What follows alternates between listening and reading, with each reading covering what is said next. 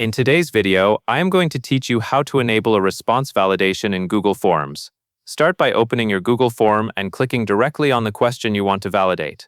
When the question is selected, you will see the question settings and options become active, which helps you confirm you are editing the correct item.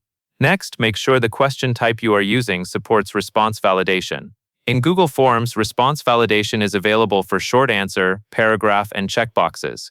If your question is currently set to something like multiple choice, you will need to change it. Click the question type drop-down menu in the question card and switch it to short answer, paragraph, or checkboxes depending on what you are collecting.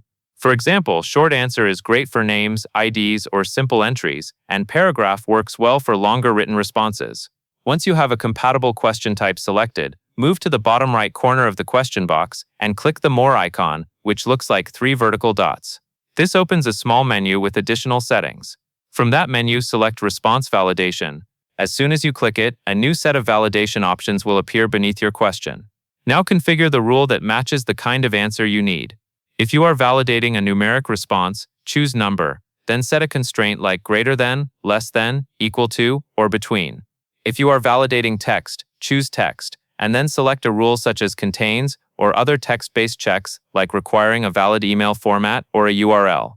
You can also use Length to require a minimum or maximum number of characters, which is helpful when you want short, consistent answers.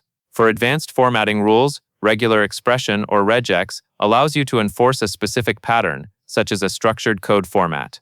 If you are working with checkboxes, you can limit how many options someone can select, such as requiring exactly 2 selections. Finally, you can add custom error text. This is optional, but highly recommended. Enter a clear message that tells people exactly how to fix their response, so they can submit the form without confusion. And that is all there is to it.